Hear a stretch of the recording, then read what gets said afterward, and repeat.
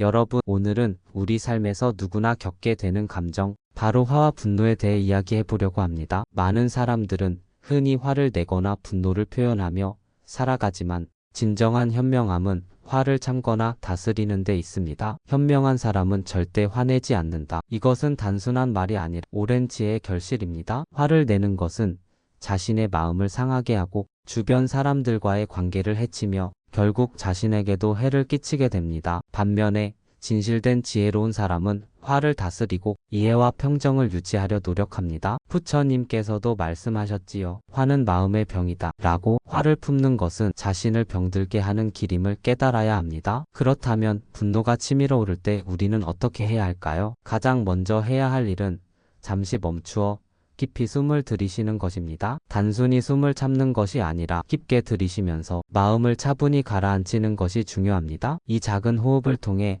마음의 불을 꺼뜨릴 수 있습니다. 또 하나는 상대방의 입장에서 생각해 보는 것, 즉 공감의 태도를 갖는 것입니다. 남의 입장에서 한 번 더 생각해 보면 감정에 휘둘리지 않고 차분히 문제를 바라볼 수 있습니다. 그리고 마지막으로 분노의 원인을 객관적으로 바라보고 해결책을 모색하는 태도를 갖는 것이 필요합니다. 감정에 휩쓸리지 않고 이성적으로 대처하는 것이 바로 지혜로운 삶입니다. 그렇다면 왜 우리가 분노를 참아야 할까요? 그것은 바로 자기 자신의 평화와 성장, 그리고 타인과의 원만한 관계를 위해서입니다. 부처님께서도 말씀하셨지요. 분노는 독약이다 라고. 이 독약이 내 몸과 마음을 병들게 하는 것을 피하려면 분노를 참는 법을 배워야 합니다. 분노를 참는 것은 자신을 위한 가장 좋은 수련이고 마음속에 평화를 세우는 길입니다. 결국 내 마음의 평화가 바로 타인의 행동에 달려있지 않다는 깨달음이 중요한 가르침입니다. 오늘날에는 많은 사람들이 자면서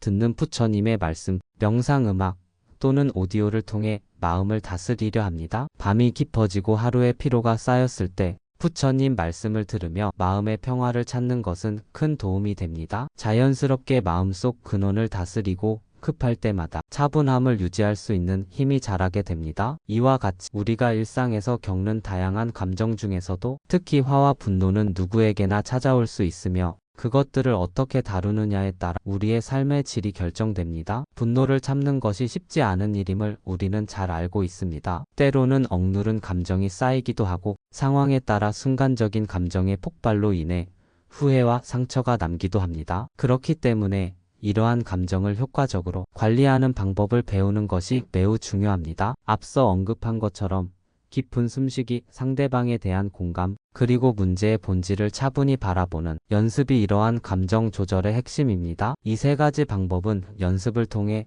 자연스럽게 몸에 익힐 수 있으며 충분한 시간과 꾸준한 노력을 통해 더욱 효과적이게 됩니다. 예를 들어 하루 일과를 마무리하면서 짧은 명상이나 호흡 운동을 실천하는 습관을 들인다면 긴장이 풀리고 마음이 안정되는 경험을 할 수 있습니다. 또한 작은 일상 속에서 타인의 입장에서 생각하는 연습, 즉 공감 능력을 키우는 것도 중요한데 이는 단순히 타인을 이해하는 것 이상의 의미를 지닙니다. 자신의 감정을 제어하는 힘을 키우고 더 나아가 상대방과의 관계를 깊이 있게 만들어줍니다. 또한 자신의 내면을 살피는 시간도 중요합니다. 내면의 평화와 자비심을 기르기 위해 주기적으로 자신과 대화하는 시간을 가지거나 부처님 말씀이나 명상 음악을 듣는 것도 도움이 됩니다. 이러한 수련들은 일상 속에서 자연스럽게 마음의 평화를 유지하게 만들어주는 큰 힘이 되죠. 특히 스트레스와 피로가 누적될 때 그런 시간들은 정신적 재충전의 역할을 합니다. 밤에는 부드러운 명상 음악을 들으며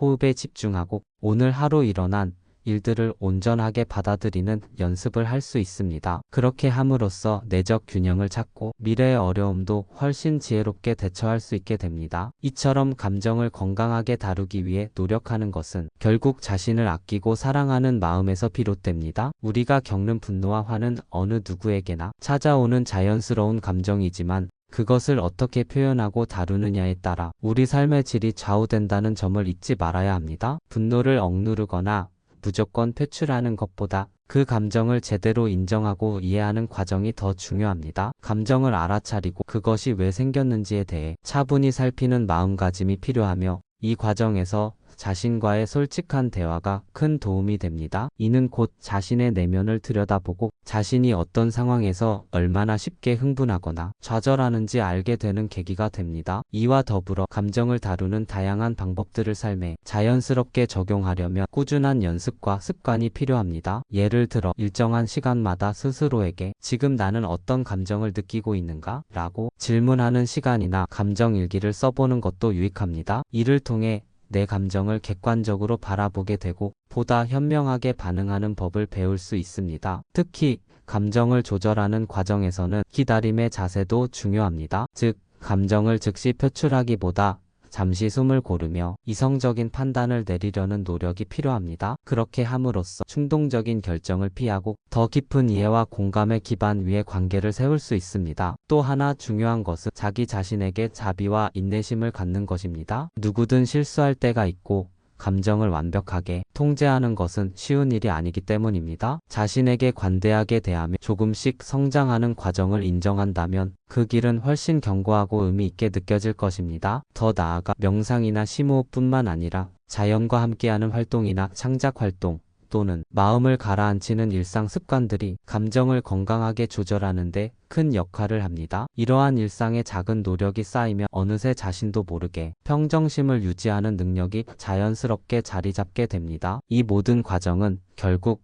우리 내면의 힘을 키우고 삶의 어려움 속에서도 평화로운 마음을 유지하는 지혜를 길러줍니다. 감정을 효과적으로 관리하는 법을 배우는 것은 타인과의 관계뿐만 아니라 자신과의 관계에서도 깊은 신뢰와 평화를 구축하는 밑거름이 됩니다. 매일 조금씩 실천하는 작은 습관들이 쌓여 결국은 내면의 아름다운 변화로 이어지고 더 성숙하고 지혜로운 삶의 태도를 형성하게 됩니다. 그러니 자신에게 친절하고 꾸준히 노력하는 마음가짐을 가지며 오늘도 내면의 평화를 위해 한 걸음씩 나아가길 바랍니다. 그렇게 길을 걷다 보면 어느새 감정을 넘어선 내면의 힘과 지혜가 빛나기 시작할 것이며 그 빛은 주변 사람들과 세상에까지 온기를 전하게 될 것입니다. 한편 참된 지혜는 단순히 감정을 억누르는 것이 아니라 그 감정을 이해하고 수용하는 데서 시작됩니다. 감정을 인정하되 그것에 끌려가지 않도록 하는 것이죠. 이는 마치 강물에 떠내려가는 듯한 감정을 관망하는 태도와 비슷합니다. 감정을 억제하거나 무시하는 대신 존재하는 그대로 바라보며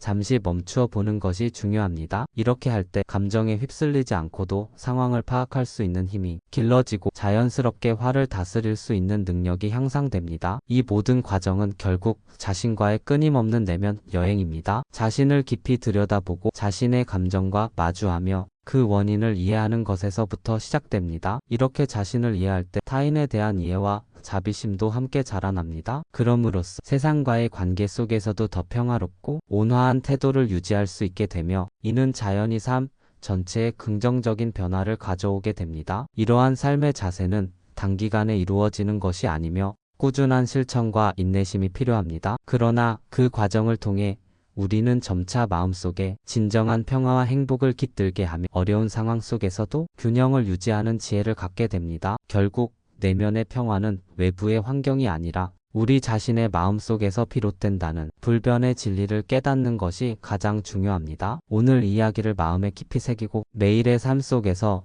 조금씩 실천하는 노력을 통해 더 성숙하고 지혜로운 삶을 만들어 가시기 바랍니다. 그러면 어느새 세상 모든 것이 평화로운 마음 상태에서 새롭게 보이고 더 의미 있는 삶의 여정을 걷게 될 것입니다. 내면의 평화를 추구하는 과정은 마치 조용한 호수에 맑은 물이 고여있는 것과 같습니다. 외부의 소란과 변화에 흔들리지 않는 그리고 자신만의 안정된 마음속을 만들어가는 일입니다. 이 여정에서 중요한 것은 자신에게 친절함을 잃지 않는 것이며 매 순간 자신과의 대화를 통해 성장하는 기회로 삼는 것입니다. 우리는 때때로 실수하거나 실패를 경험하면서 자신을 비판하기 쉬우나 이 또한 성장의 한 부분임을 인정하는 태도가 필요합니다. 이러한 자기 수용은 내부의 긴장을 완화시키고 더욱 깊은 내면의 평화를 이루는 밑거름이 됩니다. 한편 이 과정은 자연스럽게 주변 사람들과의 관계에도 긍정적인 영향을 미칩니다. 자신을 이해하고 사랑하는 마음이 가득 차면 타인에게도 관용과 배려심이 넘치게 되며